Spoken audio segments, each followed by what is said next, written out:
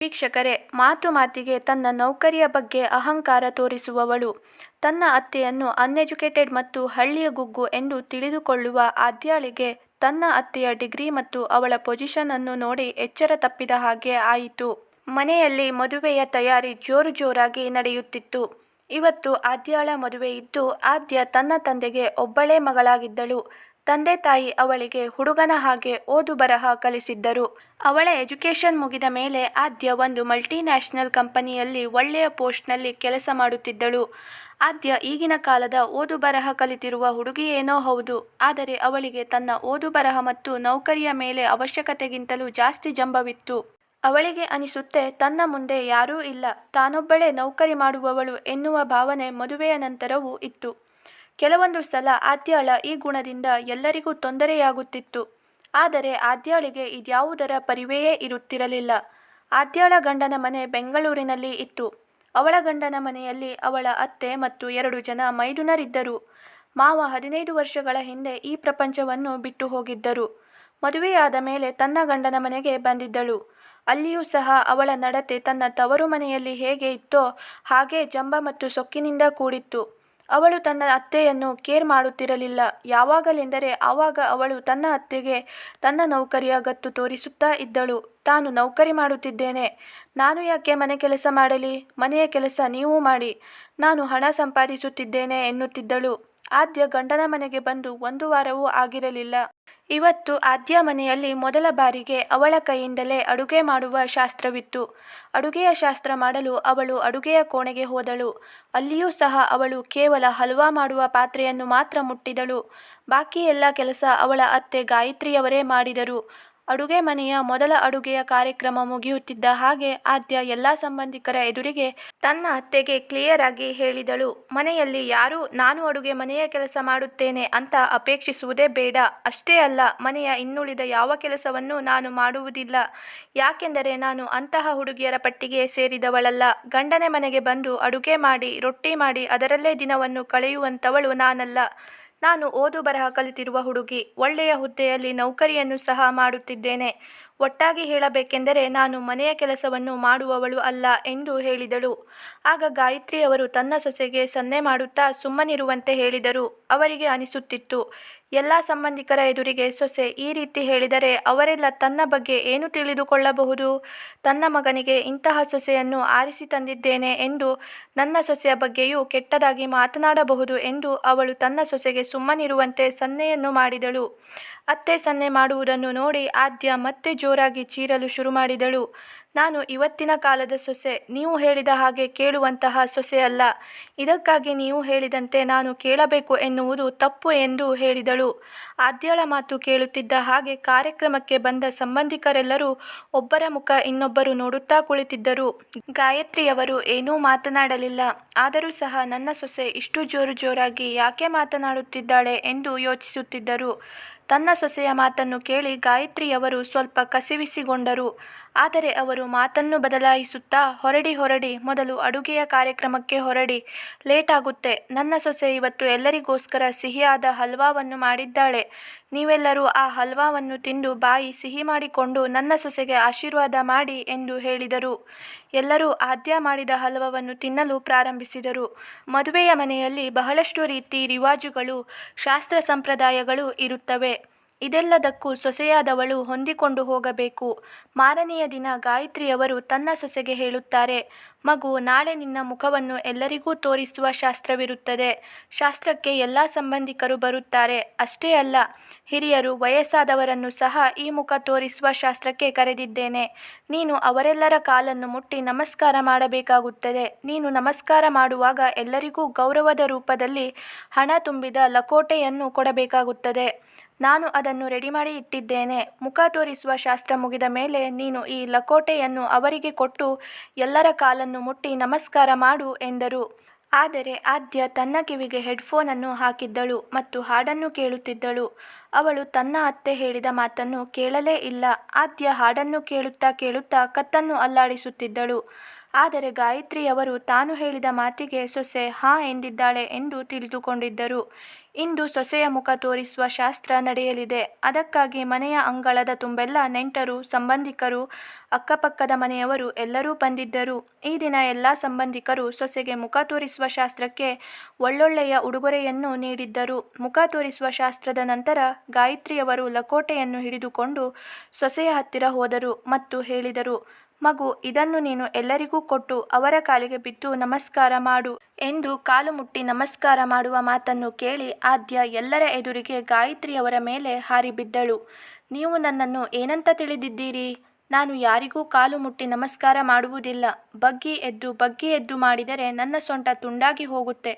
ನಾನು ಹಿಂದಿನ ಕಾಲದ ಸೊಸೆಯಲ್ಲ, ನಿಮ್ಮ ಹಾಗೆ ಅನ್ಎಜುಕೇಟೆಡ್ ಅಲ್ಲ. ನಾನು ಓದು ಬರಹ ಕಲಿತ ಈಗಿನ ಕಾಲದ ನೌಕರಿ ಮಾಡುವ ಸೊಸೆ ಮತ್ತು ಚೆನ್ನಾಗಿ ಹಣವನ್ನು ಸಹ ಗಳಿಸುತ್ತಿದ್ದೇನೆ. ನಾನು ಇಷ್ಟೆಲ್ಲ ಜನರ ಕಾಲು ಮುಟ್ಟಿ ನಮಸ್ಕಾರ ಮಾಡಬೇಕೆಂದು ನೀವು ಹೇಳುತ್ತಿದ್ದೀರಾ, ಅದು ಬಗ್ಗಿ. ಇದು ಮಾತ್ರ ನನ್ನಿಂದ ಸಾಧ್ಯವಿಲ್ಲ. ಇವತ್ತು ಪುನಃ ಆದ್ಯ ಗಾಯತ್ರಿಯವರಿಗೆ ಎಲ್ಲರ ಎದುರಿಗೆ ಅವಮಾನವಾಗುವ ಹಾಗೆ ಮಾತನಾಡಿದಳು. ಅಂಗಳದಲ್ಲಿ ಕುಳಿತವರೆಲ್ಲರೂ ತಮ್ಮ ತಮ್ಮಲ್ಲಿ ಪಿಸುಪಿಸು ಅಂತ ಮಾತನಾಡಲು ಶುರು ಮಾಡಿದರು. ಗಾಯತ್ರಿ ಯಾವ ಥರದ ಸೊಸೆಯನ್ನು ತಂದಿದ್ದಾಳೆ? ಅವಳು ಇವಳ ಒಂದು ಮಾತನ್ನು ಕೇಳಲ್ಲ. ಇವಾಗಲೇ ಇವಳದು ಈ ಸ್ಥಿತಿ, ಮುಂದೆ ಏನು ಮಾಡುತ್ತಾಳೋ ಗೊತ್ತಿಲ್ಲ ಎಂದು ಮಾತನಾಡುತ್ತಿದ್ದರು. ಇವಳು ಮದುವೆಯಲ್ಲಿ ಮಾಡುವ ಶಾಸ್ತ್ರಗಳನ್ನು ಒಪ್ಪುವುದಿಲ್ಲ. ಯಾವಾಗ ನೋಡಿದರೂ ಗಾಯತ್ರಿಗೆ ಅಪಮಾನ ಮಾಡುತ್ತಾ ಇರುತ್ತಾಳೆ. ಅಷ್ಟೇ ಅಲ್ಲ, ಯಾವಾಗಲೂ ತನ್ನ ನೌಕರಿಯ ಬಗ್ಗೆ ಗರ್ವ ಪಡುತ್ತಿರುತ್ತಾಳೆ. ಈಗಂತೂ ಗಾಯತ್ರಿಯನ್ನು ದೇವರೇ ಕಾಪಾಡಬೇಕು. ಗಾಯತ್ರಿ ಎಷ್ಟು ಉದ್ದಟ್ಟತನ ಇರುವ ಸೊಸೆಯನ್ನು ಮನೆಗೆ ಕರೆದುಕೊಂಡು ಬಂದಿದ್ದಾಳೆ ಎಂದು ಮಾತನಾಡುತ್ತಿದ್ದರು. ತನ್ನ ಸೊಸೆಯ ಮಾತು ಮತ್ತು ಹೊರಗೆ ಅಂಗಳದಲ್ಲಿ ಕುಳಿತಿದ್ದ ಎಲ್ಲರ ಮಾತು ಗಾಯತ್ರಿಯವರ ಕಿವಿಯಲ್ಲಿ ಬಾಣದ ಹಾಗೆ ಚುಚ್ಚುತ್ತಾ ಇತ್ತು. ಅವರಿಗೆ ಯಾರೋ ತನ್ನ ಕಿವಿಯಲ್ಲಿ ಬಿಸಿಯಾದ ಎಣ್ಣೆಯನ್ನು ಸುರಿದ ಹಾಗೆ ಅನಿಸುತ್ತಿತ್ತು. ಆದರೂ ಅವಳು ಧೈರ್ಯ ಮಾಡಿ ತನ್ನ ಸೊಸೆಗೆ ಹೇಳುತ್ತಾಳೆ, ಮಗು, ನಾನು ನಿನಗೆ ನಿನ್ನೆಯೇ ಈ ವಿಷಯದ ಬಗ್ಗೆ ಹೇಳಿದ್ದೇನಲ್ಲ. ನೀನು ಆವಾಗ ಹಾಂ ಎಂದು ಹೇಳಿದೆ. ಆದರೆ ನಿನಗೆ ಈ ಶಾಸ್ತ್ರ ಮಾಡಲು ಮನಸ್ಸು ಇಲ್ಲದಿದ್ದರೆ ನಿನ್ನೆನೇ ಹೇಳಬೇಕಿತ್ತು. ಈ ತರಹ ಎಲ್ಲರ ಎದುರಿಗೆ ನನ್ನ ಮರ್ಯಾದೆ ಹೋಗುತ್ತಿರಲಿಲ್ಲ ಎಂದು ಹೇಳಿದರು. ಅದಕ್ಕೆ ಆದ್ಯ ಚೀರಾಡುತ್ತಾ, ನೀವು ಯಾವಾಗ ನನ್ನ ಹತ್ತಿರ ಈ ವಿಷಯ ಮಾತನಾಡಿದ್ದೀರಾ ಎಂದು ಕೇಳಿದಳು. ನನಗಂತೂ ನೆನಪು ಇಲ್ಲ. ನಾನಂತೂ ನನ್ನ ರೂಮಿನಲ್ಲಿ ಕುಳಿತು ಕಿವಿಗೆ ಹೆಡ್ಫೋನ್ ಹಾಕಿ ಹಾಡು ಕೇಳುತ್ತಾ ಇದ್ದೆ. ಈಗ ಅವರಿಗೆ ಗೊತ್ತಾಯಿತು, ಸೊಸೆ ತನ್ನ ಮಾತನ್ನು ಕೇಳಲೇ ಇಲ್ಲ ಎಂದು. ಅದೇ ಸಮಯಕ್ಕೆ ಸರಿಯಾಗಿ ಮಹಡಿ ಮೇಲೆ ಕುಳಿತ ಗಾಯತ್ರಿಯ ಮಗ ರಿಷಬ್ನು ತನ್ನ ತಾಯಿ ಮತ್ತು ತನ್ನ ಹೆಂಡತಿಯ ಮಾತನ್ನು ಕೇಳುತ್ತಿದ್ದ. ಅವನು ಮಹಡಿಯ ಮೇಲಿಂದಲೇ ಹೆಂಡತಿಗೆ ಫೋನ್ ಮಾಡುತ್ತಾನೆ ಮತ್ತು ತನ್ನ ಹೆಂಡತಿಗೆ ತಿಳಿಸಿ ಹೇಳುತ್ತಾ, ಇದೆಲ್ಲ ಮದುವೆಯ ನಂತರ ಮಾಡುವ ಶಾಸ್ತ್ರಗಳು. ಇದೆಲ್ಲವನ್ನು ಮಾಡಲೇಬೇಕಾಗುತ್ತದೆ. ನೀನು ಸಹ ಈ ಎಲ್ಲ ಶಾಸ್ತ್ರಗಳನ್ನು ಮಾಡು. ಇದಾದ ಮೇಲೆ ಮುಂದೆ ಯಾವ ಶಾಸ್ತ್ರಗಳು ಇರುವುದಿಲ್ಲ ಎಂದು ಹೇಳಿದನು. ರಿಷಬ್ನು ಹೀಗೆ ಹಾಗೆ ಎಂದು ತಿಳಿಸಿ ಹೇಳಿದ ಮೇಲೆ ಆದ್ಯ ಲಕೋಟೆಯನ್ನು ಹಿಡಿದುಕೊಂಡು ಎಲ್ಲರ ಕಾಲಿಗೆ ನಮಸ್ಕಾರ ಮಾಡಲು ಹೋದಳು. ಆದರೆ ಅವಳ ಮುಖದ ಮೇಲಿನ ಸಿಟ್ಟು ಸರಿಯಾಗಿ ಕಾಣಿಸುತ್ತಾ ಇತ್ತು. ಎಲ್ಲ ಶಾಸ್ತ್ರ ಮುಗಿದ ಮೇಲೆ ಎಲ್ಲರೂ ತಮ್ಮ ತಮ್ಮ ಮನೆಗೆ ಹೊರಟು ಹೋದರು. ಎಲ್ಲರೂ ಮನೆಗೆ ಹೋದ ನಂತರ ಆದ್ಯ ಗಾಯತ್ರಿಯ ಮೇಲೆ ಸಿಟ್ಟು ಮಾಡಿಕೊಳ್ಳುತ್ತಾ ಹೇಳಿದಳು, ಅತ್ತೆ, ನೀವು ನನ್ನನ್ನು ನಿಮ್ಮ ಹಾಗೆ ಮಾಡಲು ಪ್ರಯತ್ನಿಸಬೇಡಿ. ನಾನು ನನ್ನ ತಂದೆ ತಾಯಿಗಳಿಗೆ ಒಬ್ಬಳೇ ಮಗಳು. ಬಹಳ ಪ್ರೀತಿ ವಾತ್ಸಲ್ಯದಿಂದ ಬೆಳೆದಿದ್ದೇನೆ. ಇಲ್ಲಿಯವರೆಗೆ ನಾನು ಯಾರ ಕಾಲನ್ನು ಮುಟ್ಟಿ ನಮಸ್ಕಾರ ಮಾಡಿಲ್ಲ. ಇವತ್ತಂತೂ ನೀವು ಇಷ್ಟೆಲ್ಲ ಜನರ ಕಾಲು ಮುಟ್ಟಿ ನಮಸ್ಕಾರ ಮಾಡಿಸಿ ನನ್ನ ಸೊಂಟವನ್ನು ತುಂಡು ಮಾಡಿದ್ದೀರಿ. ನನ್ನ ಸೊಂಟದಲ್ಲಿ ಬಹಳ ನೋವಾಗ್ತಾ ಇದೆ. ಇವತ್ತಂತೂ ನೀವು ಶಾಸ್ತ್ರ ಅಂತ ಹೇಳಿ ನಿಮ್ಮ ಮಾತನ್ನು ನಡೆಯುವ ಹಾಗೆ ಮಾಡಿದ್ದೀರಾ. ಮುಂದೆ ಈ ರೀತಿ ಮಾಡಬೇಡಿ. ನೀವಂತೂ ಅನ್ಎಜುಕೇಟೆಡ್. ಅದಕ್ಕಾಗಿ ನೀವು ಇಂತಹ ಶಾಸ್ತ್ರಗಳನ್ನೆಲ್ಲ ನಂಬುತ್ತೀರಾ. ಆದರೆ ನಾನು ಇಂತಹ ಶಾಸ್ತ್ರಗಳನ್ನೆಲ್ಲ ನಂಬುವುದಿಲ್ಲ ಎಂದು ಹೇಳಿದಳು. ಆದರೆ ಗಾಯತ್ರಿ ಅವರು ತನ್ನ ಸೊಸೆಗೆ ಏನೋ ತಿಳಿಸಿ ಹೇಳಲು ಹೋದರು. ಮಗು, ಓದೋದು ಬರೆಯುವುದು ಒಂದು ಕಡೆ, ಆದರೆ ಇಂತಹ ಶಾಸ್ತ್ರ ರಿವಾಜುಗಳನ್ನು ನಂಬಲೇಬೇಕಾಗುತ್ತದೆ ಮತ್ತು ಮಾಡಲೇಬೇಕಾಗುತ್ತದೆ ಎಂದು ಹೇಳುತ್ತಾ, ನಾವು ಮನಸ್ಸು ಮಾಡಿದರೆ ಎಲ್ಲವನ್ನು ಜೊತೆಗೆ ತೆಗೆದುಕೊಂಡು ಹೋಗಬಹುದು. ನಿನ್ನ ಸ್ವಾರ್ಥಕ್ಕೋಸ್ಕರ ಎಲ್ಲವನ್ನು ತ್ಯಾಗ ಮಾಡುವುದು ಸರಿಯಲ್ಲ. ಇದು ಜೀವನ. ಇದರಲ್ಲಿ ಎಲ್ಲವೂ ನಡೆಯುತ್ತಾ ಇರುತ್ತದೆ. ನಾನು ಸಹ ನನ್ನ ಜೀವನದಲ್ಲಿ ಎಲ್ಲವನ್ನೂ ಮಾಡಿದ್ದೇನೆ. ಗಾಯತ್ರಿ ಹೀಗೆ ಹೇಳುತ್ತಿದ್ದ ಹಾಗೆ ಅವಳ ಮಾತನ್ನು ತುಂಡರಿಸಿ ಆದ್ಯ ಹೇಳಿದಳು, ಈಗ ನೀವು ನನಗೆ ತಿಳಿಸಿ ಹೇಳುತ್ತಿದ್ದೀರಾ ನಾನು ಏನು ಮಾಡಬೇಕು ಏನು ಮಾಡಬಾರದು ಅಂತ. ನನಗೆ ಎಂತಹ ದಿನ ಬಂತು? ಅನ್ಎಜುಕೇಟೆಡ್ ಹಳ್ಳಿಗುಗ್ಗು ಇವರ ಹತ್ತಿರ ನಾನು ಲೆಕ್ಚರ್ ಕೇಳಬೇಕಾಯಿತು. ಹೀಗೆ ಹೇಳುತ್ತಾ ಆದ್ಯ ತನ್ನ ಕಾಲನ್ನು ನೆಲಕ್ಕೆ ಹೊಡೆಯುತ್ತಾ ತನ್ನ ರೂಮಿಗೆ ಹೊರಟು ಹೋದಳು. ಗಾಯತ್ರಿಗೆ ತನ್ನ ಸೊಸೆಯ ನಡವಳಿಕೆ ಸ್ವಲ್ಪವೂ ಇಷ್ಟವಾಗುತ್ತಿರಲಿಲ್ಲ. ಸೊಸೆ ಮನೆಗೆ ಬಂದರೂ ಸಹ ಗಾಯತ್ರಿಗೆ ಮನೆಯ ಕೆಲಸ ಮಾಡುವುದು ತಪ್ಪುತ್ತಿರಲಿಲ್ಲ.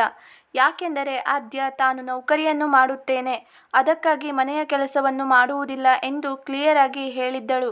ನೀವಂತೂ ಮನೆಯಲ್ಲಿ ಕುಳಿತಿರುತ್ತೀರಾ, ನೀವೇ ಮನೆಯ ಕೆಲಸವನ್ನೆಲ್ಲ ಸಂಭಾಳಿಸಿ, ನಾನಂತೂ ನೌಕರಿ ಮಾಡುತ್ತೇನೆ, ನನ್ನಿಂದ ಇದನ್ನೆಲ್ಲ ನಿಭಾಯಿಸಲು ಸಾಧ್ಯವಿಲ್ಲ ಎಂದಿದ್ದಳು. ಒಂದು ದಿನ ಆತುರದಲ್ಲಿ ಆಫೀಸ್ಗೆ ಹೊರಟಿದ್ದಳು. ಆದರೆ ಅವಳ ಒಂದು ಇಂಪಾರ್ಟೆಂಟ್ ಫೈಲ್ ಮನೆಯ ಡೈನಿಂಗ್ ಟೇಬಲ್ ಮೇಲೆ ಮರೆತು ಬಿಟ್ಟು ಹೋಗಿದ್ದಳು. ಗಾಯತ್ರಿಯವರು ಅಡುಗೆ ಕೆಲಸವನ್ನೆಲ್ಲ ಮುಗಿಸಿ ಹೊರಗೆ ಬಂದು ನೋಡುತ್ತಾರೆ. ಡೈನಿಂಗ್ ಟೇಬಲ್ ಮೇಲೆ ಒಂದು ಫೈಲ್ ಇತ್ತು. ಅವಳು ಅದನ್ನು ಎತ್ತಿ ಓಪನ್ ಮಾಡಿ ಓದಲು ಶುರು ಮಾಡುತ್ತಾಳೆ. ಅದೇ ಸಮಯಕ್ಕೆ ಸರಿಯಾಗಿ ಗಡಿಬಿಡಿಯಲ್ಲಿ ಆದ್ಯ ಬರುತ್ತಾಳೆ ಮತ್ತು ತನ್ನ ಫೈಲ್ ಅತ್ತೆಯ ಕೈಯಲ್ಲಿರುವುದನ್ನು ನೋಡಿ ಕೇಳುತ್ತಾಳೆ, ನೀವು ನನ್ನ ಫೈಲನ್ನು ಓಪನ್ ಮಾಡಿ ಏನು ಮಾಡ್ತಾ ಇದ್ದೀರಾ?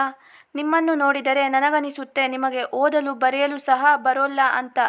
ಈ ಫೈಲ್ನಲ್ಲಿ ಏನು ಬರೆದಿದೆ ಎಂದು ಸಹ ನಿಮಗೆ ಗೊತ್ತಾಗಲ್ಲ, ಯಾಕೆಂದರೆ ನೀವು ಅನ್ಎಜುಕೇಟೆಡ್ ಮತ್ತು ಹಳ್ಳಿಯ ಗುಗ್ಗು. ಅಕಸ್ಮಾತ್ ನೀವು ಓದಿದರೂ ಸಹ ಕನ್ನಡ ಓದಲು ಬರೆಯಲು ಬರಬಹುದು, ಇಂಗ್ಲಿಷ್ ಅಂತೂ ಬರುವುದು ಅದು ಒಂದು ಕನಸಿನ ಮಾತು ಎಂದು ಹೇಳಿದಳು. ಆಗ ಗಾಯತ್ರಿಯವರ ಹೃದಯ ಚೀರಿ ಹೇಳುತ್ತಾ ಇತ್ತು, ತಾನು ಇವತ್ತು ಸೊಸೆಗೆ ಎಲ್ಲವನ್ನೂ ಹೇಳಬೇಕು. ನಾನು ಅನ್ಎಜುಕೇಟೆಡ್ ಹಳ್ಳಿಯ ಗುಗ್ಗು ಅಲ್ಲ, ನಾನು ಸಹ ಓದು ಬರಹ ಗೊತ್ತಿರುವ ಮತ್ತು ನೌಕರಿಯನ್ನು ಮಾಡುತ್ತಿದ್ದವಳು ಎಂದು ಹೇಳುವುದರಲ್ಲಿ ಇದ್ದಳು. ಆದರೆ ಅದೇ ಸಮಯಕ್ಕೆ ಆದ್ಯ ಅತ್ತೆಯ ಕೈಯಲ್ಲಿದ್ದ ಫೈಲನ್ನು ಕಿತ್ತುಕೊಂಡು ಹೊರಟು ಹೋದಳು. ಇವತ್ತು ಸಹ ಗಾಯತ್ರಿಯವರು ಹೇಳಬೇಕಾಗಿರುವುದನ್ನು ಅರ್ಧದಲ್ಲೇ ನಿಲ್ಲಿಸಿದರು. ಒಂದು ದಿನ ಆದ್ಯಾಗೆ ದೆಹಲಿಯಲ್ಲಿರುವ ಅವಳ ಮಾಮನ ಫೋನ್ ಬರುತ್ತೆ. ಅವರು, ನಾನು ಬೆಂಗಳೂರಿಗೆ ಬಂದಿದ್ದೇನೆ ಮತ್ತು ನಾನು ನಿಮ್ಮ ಮನೆಗೆ ಬರಬೇಕೆಂದುಕೊಂಡಿದ್ದೇನೆ, ಯಾಕೆಂದರೆ ನಾನು ನಿನ್ನ ಮದುವೆಗೂ ಸಹ ಬಂದಿರಲಿಲ್ಲ ಎಂದರು. ಅದಕ್ಕೆ ಆದ್ಯಾಳಿಗೆ ಮಾಮ ತನ್ನನ್ನು ಮೀಟ್ ಆಗಲು ಬರುವ ಸುದ್ದಿ ಕೇಳಿ ತುಂಬ ಸಂತೋಷವಾಯಿತು.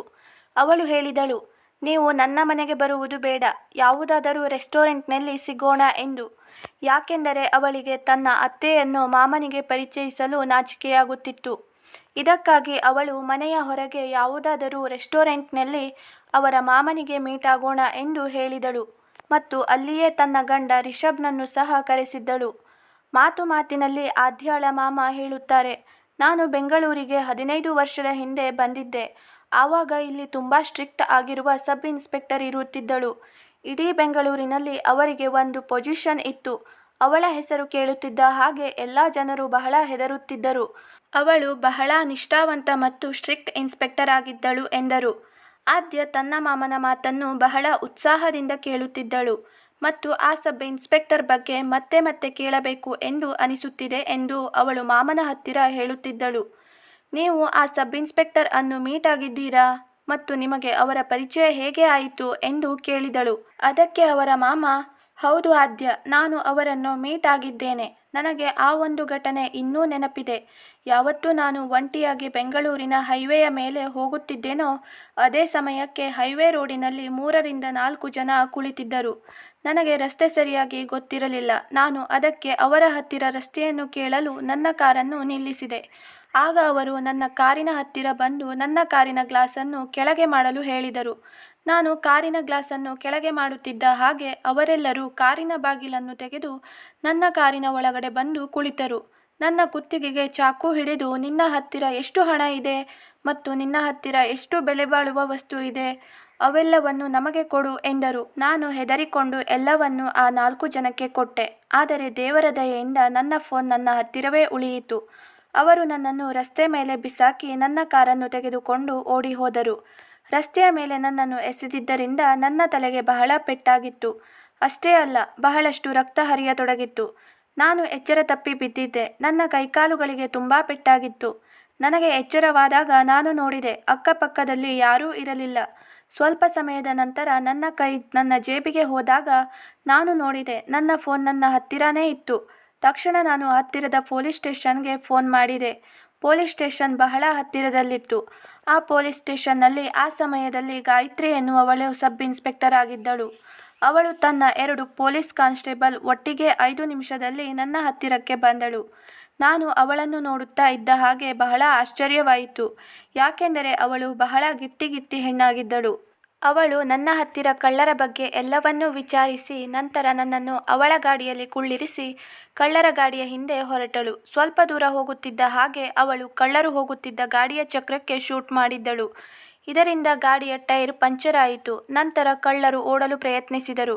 ಆದರೆ ಗಾಯತ್ರಿಯವರು ಬಹಳ ಸಾಹಸದಿಂದ ಆ ನಾಲ್ವರನ್ನು ಹಿಡಿದರು ಮತ್ತು ನನ್ನ ಎಲ್ಲ ಸಾಮಾನುಗಳನ್ನು ನನಗೆ ವಾಪಸ್ ಕೊಡಿಸಿದರು. ಅಷ್ಟೇ ಅಲ್ಲ, ನನ್ನನ್ನು ಹಾಸ್ಪಿಟಲ್ಗೂ ಸಹ ಕರೆದುಕೊಂಡು ಹೋದರು. ನಾನು ಗಾಯತ್ರಿಯವರಿಗೆ ಹೃದಯಪೂರ್ವಕವಾಗಿ ಧನ್ಯವಾದವನ್ನು ಹೇಳಿದೆ. ಈ ಘಟನೆ ನಡೆದು 15 ವರ್ಷಗಳೇ ಆಗಿ ಹೋಯಿತು. ಆದರೂ ಸಹ ನಾನು ಬೆಂಗಳೂರಿಗೆ ಬಂದಾಗ ನನಗೆ ಆ ನೆನಪು ಪುನಃ ಪುನಃ ಮರುಕಳಿಸುತ್ತದೆ. ಅದಕ್ಕೆ ಆದ್ಯ ಬಹಳ ಉತ್ಸಾಹದಿಂದ ಕೇಳಿದಳು, ಹಾಗಾದರೆ ಮಾಮ, ನೀವು ಪುನಃ ಅವರನ್ನು ಮೀಟ್ ಆಗಿದ್ದೀರಾ?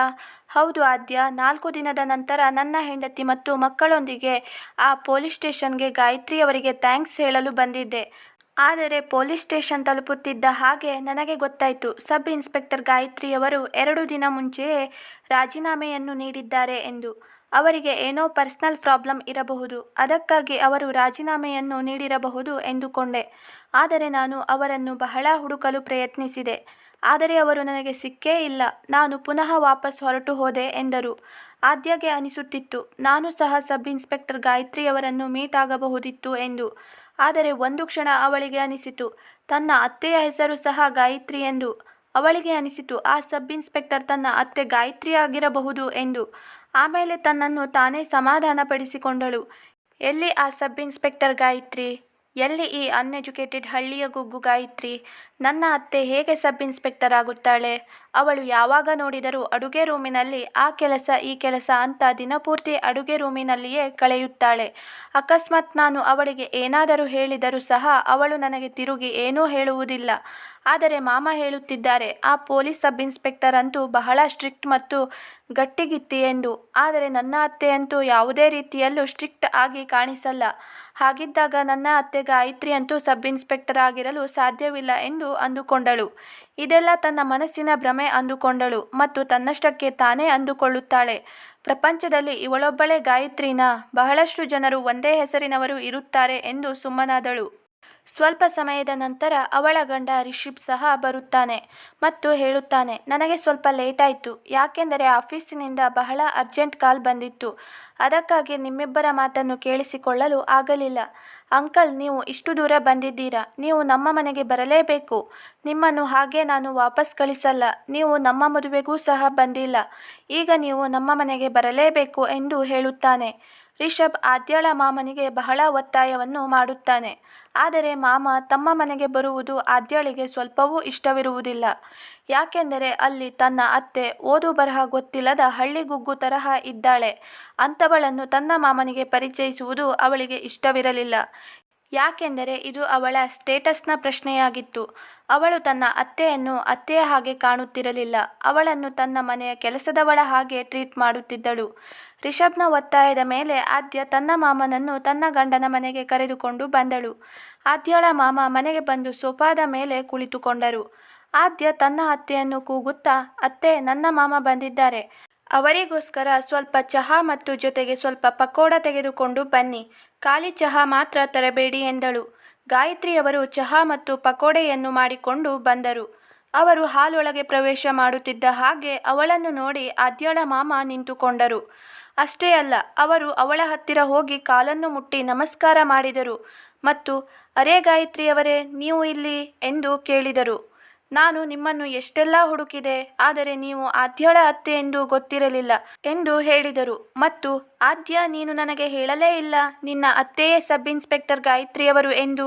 ಆಗ ಆದ್ಯ ಮಾಮನ ಮಾತನ್ನು ಕೇಳಿ ಆಶ್ಚರ್ಯದಿಂದ ತೆರೆದ ಬಾಯಿ ತೆರೆದ ಹಾಗೆ ನಿಂತುಕೊಂಡಳು ಮತ್ತು ಮಾಮನಿಗೆ ಹೇಳಿದಳು, ಮಾಮ, ನೀವು ಏನು ಮಾತನಾಡುತ್ತಿದ್ದೀರಾ? ನನ್ನ ಅತ್ತೆ ಯಾವುದೇ ಸಬ್ ಇನ್ಸ್ಪೆಕ್ಟರ್ ಅಲ್ಲ. ಅವಳು ಮನೆಯ ಗೃಹಿಣಿ. ಮನೆಯ ಎಲ್ಲ ಕೆಲಸವನ್ನು ಮಾಡುತ್ತಾಳೆ. ಮಾಮ, ನಿಮಗೆ ಅವರನ್ನು ನೋಡಿದರೆ ಅವರು ಸಬ್ ಇನ್ಸ್ಪೆಕ್ಟರ್ ಆಗಿರಬಹುದು ಅಂತ ನಿಮಗೆ ಅನಿಸುತ್ತಾ? ನಿಮಗೆ ಎಲ್ಲೋ ತಪ್ಪು ಕಲ್ಪನೆಯಾಗಿದೆ. ನೀವು ಅಂದುಕೊಂಡ ಸಬ್ ಇನ್ಸ್ಪೆಕ್ಟರ್ ಗಾಯತ್ರಿ ಇವರಲ್ಲ, ಅವರು ಬೇರೆ ಯಾರೋ ಆಗಿರಬಹುದು ಎಂದಳು.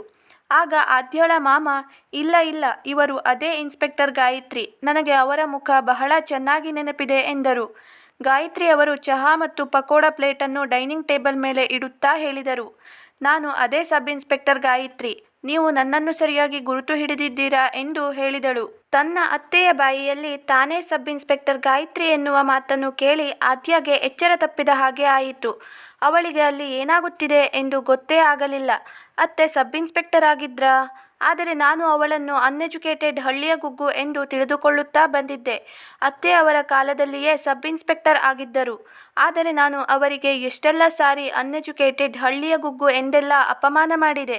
ಅಷ್ಟೇ ಅಲ್ಲ, ಎಷ್ಟೆಲ್ಲ ಸಾರಿ ಅವರ ಎದುರಿಗೆ ನನ್ನ ನೌಕರಿಯ ಬಗ್ಗೆ ಗರ್ವದಿಂದ ಹೇಳಿದ್ದೆ. ಆದರೆ ನನಗೆ ಗೊತ್ತಿರಲಿಲ್ಲ ನನ್ನ ಅತ್ತೆ ಸಬ್ ಇನ್ಸ್ಪೆಕ್ಟರ್ ಆಗಿದ್ದಳು ಮತ್ತು ಅವಳು ಸಹ ನೌಕರಿ ಮಾಡುತ್ತಿದ್ದಳು ಎಂದು ಆದ್ಯ ಮನಸ್ಸಿನಲ್ಲೇ ಅಂದುಕೊಂಡಳು. ಆಗ ಆದ್ಯಳ ಮಾಮ ಹೇಳುತ್ತಾರೆ, ಮೋಸ್ಟ್ಲಿ ನೀವು ನನ್ನನ್ನು ಗುರುತಿಸಿಲ್ಲ ಅಂತ ಕಾಣುತ್ತೆ. ಆದರೆ ನಾನು ನಿಮ್ಮನ್ನು ಬಹಳ ಚೆನ್ನಾಗಿ ಗುರುತಿಸಿದ್ದೇನೆ. ನಿಮಗೆ ಗೊತ್ತಾ, ನೀವು ಒಂದು ದಿನ ರಾತ್ರಿಯ ಸಮಯದಲ್ಲಿ ನನಗೆ ಕಳ್ಳರಿಂದ ರಕ್ಷಿಸಿದ್ದೀರಿ ಮತ್ತು ನನ್ನನ್ನು ಹಾಸ್ಪಿಟಲ್ನಲ್ಲಿ ಅಡ್ಮಿಟ್ ಮಾಡಿದ್ದೀರಿ. ಆ ಸಮಯಕ್ಕೆ ಸರಿಯಾಗಿ ನೀವು ನನ್ನನ್ನು ಹಾಸ್ಪಿಟಲ್ಗೆ ಕರೆದುಕೊಂಡು ಹೋಗದಿದ್ದರೆ ನನಗೆ ಬಹಳಷ್ಟು ರಕ್ತಸ್ರಾವವಾಗಿದ್ದರಿಂದ ನಾನು ಸತ್ತೇ ಹೋಗ್ತಾ ಇದ್ದೆ ಮತ್ತು ನಾನು ಚೇತರಿಸಿಕೊಂಡ ಮೇಲೆ ನಾನು ಪುನಃ ನನ್ನ ಹೆಂಡತಿ ಮಕ್ಕಳೊಂದಿಗೆ ನಿಮಗೆ ಥ್ಯಾಂಕ್ಸ್ ಹೇಳಲು ಮತ್ತು ನಿಮ್ಮನ್ನು ಮೀಟ್ ಆಗಲು ಬಂದಿದ್ದೆ. ಆದರೆ ನೀವು ಸಿಕ್ಕೇ ಇಲ್ಲ. ಆದರೆ ನೀವು ಕೆಲಸಕ್ಕೆ ರಿಸೈನ್ ಮಾಡಿರುವ ವಿಷಯ ಗೊತ್ತಾಯಿತು. ಅಲ್ಲೇ ನಿಂತಿದ್ದ ಆದ್ಯಳ ಹೃದಯದ ಬಡಿತ ಜೋರಾಗತೊಡಗಿತ್ತು. ಯಾಕೆಂದರೆ ಅವಳಿಗೆ ಅತ್ತೆಯ ಬಗ್ಗೆ ತಿಳಿದುಕೊಳ್ಳುವ ಉತ್ಸಾಹ ಬಹಳ ಇತ್ತು. ಇದೇ ಗಾಯತ್ರಿ ನನ್ನ ಅತ್ತೇನಾ? ನನ್ನ ಅತ್ತೆ ಸಬ್ ಇನ್ಸ್ಪೆಕ್ಟರ್ ಆಗಿದ್ದರೆ ರಾಜೀನಾಮೆಯನ್ನು ಯಾಕೆ ನೀಡಿದಳು ಎಂದು ತಿಳಿದುಕೊಳ್ಳುವ ಆತುರ ಆದ್ಯಳಿಗೆ ಇತ್ತು. ನಂತರ ಗಾಯತ್ರಿ ಅವರು ಹೇಳಿದರು, ನಿಮ್ಮನ್ನ ಸೇವ್ ಮಾಡಿದ 2 ದಿನದ ನಂತರ ನನ್ನ ಗಂಡನಿಗೆ ಆಕ್ಸಿಡೆಂಟ್ ಆಗಿತ್ತು. ಅದರಲ್ಲಿ ಅವರು ಸಾವನ್ನಪ್ಪಿದರು. ಅಷ್ಟೇ ಅಲ್ಲ, ನನಗೆ 2 ಜನ ಚಿಕ್ಕ ಚಿಕ್ಕ ಮಕ್ಕಳಿದ್ದರು. ಜೊತೆಗೆ ನನ್ನ ವಯಸ್ಸಾದ ಅತ್ತೆಯೂ ಸಹ ಇದ್ದಳು. ಅವರ ಆರೋಗ್ಯ ಬಹಳ ಹದಗೆಟ್ಟಿತ್ತು. ಅವಳನ್ನು ನೋಡಿಕೊಳ್ಳುವ ಸಲುವಾಗಿ ಯಾರಾದರೂ ಒಬ್ಬರು ಮನೆಯಲ್ಲಿರುವುದು ಬಹಳ ಅವಶ್ಯಕವಾಗಿತ್ತು. ಮೊದಲು ನನ್ನ ಗಂಡ ಮನೆಯಲ್ಲಿಯೇ ಇರುತ್ತಿದ್ದರು. ಅವರು ಮನೆಯ ಎಲ್ಲ ಜವಾಬ್ದಾರಿಯನ್ನು ಅಚ್ಚುಕಟ್ಟಾಗಿ ನಿಭಾಯಿಸುತ್ತಿದ್ದರು. ಅಷ್ಟೇ ಅಲ್ಲ, ಯಾವಾಗಲೂ ಅವರು ನನ್ನ ಜೊತೆಯಾಗಿ ನಿಲ್ಲುತ್ತಿದ್ದರು. ಅವರು ಯಾವಾಗಲೂ ಯೋಚಿಸಲೇ ಇಲ್ಲ, ನೀನು ನೌಕರಿ ಮಾಡುತ್ತಾ ಇದ್ದೀಯಾ, ನಾನು ಮನೆಯನ್ನು ನೋಡಿಕೊಳ್ಳಬೇಕಾ ಎಂದು. ಅಷ್ಟೇ ಅಲ್ಲ, ನಾನು ನನ್ನ ಗಂಡನ ಮನೆಯನ್ನು ನೋಡಿಕೊಳ್ಳುವುದರಲ್ಲಿ ನನ್ನ ಪರಿಪೂರ್ಣ ಜವಾಬ್ದಾರಿಯನ್ನು ನಿಭಾಯಿಸುತ್ತಿದ್ದೆ. ಡ್ಯೂಟಿಗೆ ಹೊರಡುವ ಮೊದಲೇ ಮನೆಯ ಎಲ್ಲ ಕೆಲಸವನ್ನು ಮುಗಿಸಿ ಹೋಗುತ್ತಿದ್ದೆ. ಅಡುಗೆ ಮನೆಯಲ್ಲಿ ಅಡುಗೆಯನ್ನು ಮಾಡಿಟ್ಟು, ನನ್ನ ಅತ್ತೆಯ ಔಷಧಿಯನ್ನು ತೆಗೆದಿಟ್ಟು ಮತ್ತು ನನ್ನ ಮಕ್ಕಳ ಟಿಫಿನ್ ರೆಡಿ ಮಾಡಿ ಇಡುತ್ತಿದ್ದೆ. ಇಷ್ಟೇ ಅಲ್ಲ, ನಾನು ಮನೆಗೆ ಬರುತ್ತಿದ್ದ ಹಾಗೆ ಎಲ್ಲರಿಗೂ ಊಟವನ್ನು ರೆಡಿ ಮಾಡುತ್ತಿದ್ದೆ. ಯಾವತ್ತೂ ನಾನು ನನ್ನ ಗಂಡನ ಹತ್ತಿರವಾಗಲಿ ಅಥವಾ ನನ್ನ ಅತ್ತೆ ಹತ್ತಿರವಾಗಲಿ ಕೆಲಸದ ವಿಷಯವಾಗಿ ಯಾವುದೇ ರೀತಿಯ ಅಬ್ಜೆಕ್ಷನ್ ಮಾಡುತ್ತಾ ಇರಲಿಲ್ಲ. ನಾನು ನನ್ನ ಗಂಡ, ಅತ್ತೆ, ನನ್ನ ಮಕ್ಕಳು ಮತ್ತು ನನ್ನ ನೌಕರಿಯನ್ನು ಒಳ್ಳೆಯ ರೀತಿಯಲ್ಲಿ ಸಂಭಾಳಿಸಿಕೊಂಡು ಹೋಗುತ್ತಿದ್ದೆ. ಆದರೆ ನನ್ನ ಗಂಡ ಸತ್ತು ಹೋದ ಮೇಲೆ ನಾನು ಒಬ್ಬಳೇ ಇದನ್ನೆಲ್ಲ ನಿಭಾಯಿಸಲು ನನ್ನಿಂದ ಸಾಧ್ಯವಾಗಲಿಲ್ಲ. ನಾನು ನನ್ನ ಮಕ್ಕಳಿಗೋಸ್ಕರ ನೌಕರಿಗೆ ರಿಸೈನ್ ಮಾಡಿದೆ. ಏನೋ ಅಲ್ಪ ಸ್ವಲ್ಪ ಪೆನ್ಷನ್ ಹಣ ಬರುತ್ತಿತ್ತು. ಅದರಿಂದಲೇ ನಾನು ನನ್ನ ಮಕ್ಕಳನ್ನು ಓದಿಸಿದೆ. ಮನೆಯ ಖರ್ಚನ್ನು ಸಹ ನಿಭಾಯಿಸಿದೆ. ನಾನು ನೌಕರಿಯನ್ನು ಬಿಡುವುದು ಅನಿವಾರ್ಯವಾಗಿತ್ತು. ಅದಕ್ಕಾಗಿ ನಾನು ನೌಕರಿಯನ್ನು ಬಿಟ್ಟುಬಿಟ್ಟೆ ಎಂದರು. ಗಾಯತ್ರಿಯವರ ಮಾತನ್ನು ಕೇಳಿ ಆದ್ಯ ಅವರ ಹತ್ತಿರ ಹೋದಳು ಮತ್ತು ಹೇಳಿದಳು, ಅತ್ತೆ, ನಾನು ನಿಮಗೆ ಎಷ್ಟೆಲ್ಲ ಸಾರಿ ಅನ್ಎಜುಕೇಟೆಡ್ ಹಳ್ಳಿಯ ಗುಗ್ಗು ಥರ ಇದ್ದೀರಾ ಎಂದು ಹೇಳಿದ್ದೆ. ಆದರೂ ನೀವು ನನಗೆ ಯಾಕೆ ಹೇಳಿಲ್ಲ ನೀವು ಆಗಿನ ಕಾಲದಲ್ಲಿಯೇ ಸಬ್ ಇನ್ಸ್ಪೆಕ್ಟರ್ ಆಗಿದ್ರಿ ಎಂದು? ಅದಕ್ಕೆ ಗಾಯತ್ರಿ ಸೊಸೆಗೆ ಹೇಳಿದರು, ಆದ್ಯ, ನಾನು ಎಷ್ಟೋ ಸಾರಿ ಹೇಳಲು ಪ್ರಯತ್ನಿಸಿದೆ. ಆದರೆ ನೀನು ಅದನ್ನು ಕೇಳುವ ಅವಶ್ಯಕತೆ ನನಗಿಲ್ಲ ಅಂದುಕೊಂಡಿದ್ದೆ. ನನ್ನ ಮಾತನ್ನು ಅರ್ಧಂಬರ್ಧ ಕೇಳಿ ನನ್ನನ್ನು ಓದು ಬರಹ ಬರದವಳು ಎಂದು ಹೇಳಿ ಹೊರಟು ಹೋಗುತ್ತಿದ್ದೆ. ಯಾವಾಗಲೂ ನೀನು ನನ್ನ ಮಾತನ್ನು ಪೂರ್ತಿಯಾಗಿ ಕೇಳುತ್ತಲೇ ಇರಲಿಲ್ಲ. ಹೀಗಿದ್ದ ಮೇಲೆ ನಾನು ನಿನಗೆ ಹೇಗೆ ಹೇಳಲು ಸಾಧ್ಯ ಎಂದು ಹೇಳಿದರು. ಇಂದು ಆದ್ಯಳಿಗೆ ತನ್ನ ತಪ್ಪಿನ ಬಗ್ಗೆ ಬಹಳ ಪಶ್ಚಾತ್ತಾಪವಾಯಿತು. ನಾನು ಯಾವ ಅತ್ತೆಯನ್ನು ಅನ್ಎಜುಕೇಟೆಡ್ ಹಳ್ಳಿಯ ಗುಗ್ಗು ಎಂದು ಹೇಳುತ್ತಾ ಇದ್ದೇನೋ ಅದೇ ಅತ್ತೆ ಒಂದು ಕಾಲದಲ್ಲಿ ಸಬ್ ಇನ್ಸ್ಪೆಕ್ಟರ್ ಆಗಿ ಬಹಳ ನಿರ್ಭಯದಿಂದ ನಿಷ್ಠೆಯಿಂದ ಇಡೀ ಊರನ್ನೇ ತನ್ನ ಕಂಟ್ರೋಲ್ನಲ್ಲಿ ಇಟ್ಟುಕೊಂಡಿದ್ದರು. ಅಷ್ಟೇ ಅಲ್ಲ, ಅವಳು ತನ್ನ ಮನೆಯನ್ನು ನಿಭಾಯಿಸುತ್ತಾ, ತನ್ನ 2 ಮಕ್ಕಳನ್ನು ನೋಡಿಕೊಳ್ಳುತ್ತಾ, ತನ್ನ ವಯಸ್ಸಾದ ಅತ್ತೆಯ ಸೇವೆಯನ್ನು ಸಹ ಮಾಡುತ್ತಾ ಇದ್ದಳು. ಇದಂತೂ ಬಹಳ ಹೆಮ್ಮೆ ಪಡುವಂತಹ ವಿಷಯವಾಗಿತ್ತು. ಆದರೆ ನಾನು ಕೇವಲ ಒಂದು ನೌಕರಿ ಮಾಡುತ್ತಿದ್ದರಿಂದ ಇಷ್ಟೊಂದು ಜಂಬ ತೋರಿಸುತ್ತಾ ಇದ್ದೆ. ಅಷ್ಟೇ ಅಲ್ಲ, ನನಗೆ ಈಗ ಯಾವುದೇ ಮಕ್ಕಳು ಸಹ ಇಲ್ಲ ಮತ್ತು ನಾನು ಮನೆಯ ಯಾವ ಜವಾಬ್ದಾರಿಯನ್ನು ನಿಭಾಯಿಸುತ್ತಾ ಇಲ್ಲ. ಇಷ್ಟೆಲ್ಲ ಸಾರಿ ನಾನು ನನ್ನ ಅತ್ತೆಯನ್ನು ಅವಮಾನ ಮಾಡಿದ್ದೇನೆ ಎಂದುಕೊಳ್ಳುತ್ತಾ ಆದ್ಯ ತನ್ನ ಅತ್ತೆಯ ಹತ್ತಿರ ಕ್ಷಮೆಯನ್ನು ಕೇಳಿದಳು. ಅತ್ತೆ, ನನ್ನನ್ನು ಕ್ಷಮಿಸಿ. ನಾನು ನಿಮ್ಮನ್ನು ಅರ್ಥ ಮಾಡಿಕೊಳ್ಳದೆ ತುಂಬ ದೊಡ್ಡ ತಪ್ಪು ಮಾಡಿದೆ. ನನಗೆ ಅನಿಸುತ್ತಿತ್ತು ನಾನೊಬ್ಬಳೇ ಇಷ್ಟು ದೊಡ್ಡ ನೌಕರಿಯನ್ನು ಮಾಡುತ್ತಿದ್ದೇನೆ ಎಂದು. ನಾನು ನನ್ನ ನೌಕರಿಯ ಮುಂದೆ ಯಾರನ್ನೂ ಸಹ ಅರ್ಥ ಮಾಡಿಕೊಳ್ಳಲಿಲ್ಲ. ಆದರೆ ನೀವು ನನಗಿಂತ ಬಹಳ ಮುಂದೆ ಇದ್ದೀರಿ. ನೀವು ನಿಮ್ಮ ನೌಕರಿ, ನಿಮ್ಮ ಮಕ್ಕಳು ಮತ್ತು ನಿಮ್ಮ ಪರಿವಾರವನ್ನು ಹೇಗೆಲ್ಲ ಮ್ಯಾನೇಜ್ ಮಾಡಿದ್ದೀರಾ? ನಾನು ಇದರ ಬಗ್ಗೆ ಯಾವಾಗಲೂ ವಿಚಾರ ಮಾಡಿಲ್ಲ. ನಿಜವಾಗಲೂ ನೀವು ಒಬ್ಬ ಮಹಾನ್ ವ್ಯಕ್ತಿ ಎಂದು ಹೇಳಿದಳು. ಆಗ ಆದ್ಯಳ ಮಾಮ ಹೇಳಿದರು, ಗಾಯತ್ರಿಯವರು ಎಲ್ಲ ಸಿಚುವೇಶನ್ ಅನ್ನು ಬಹಳ ಒಳ್ಳೆಯ ರೀತಿಯಲ್ಲಿ ಮ್ಯಾನೇಜ್ ಮಾಡುತ್ತಾರೆ.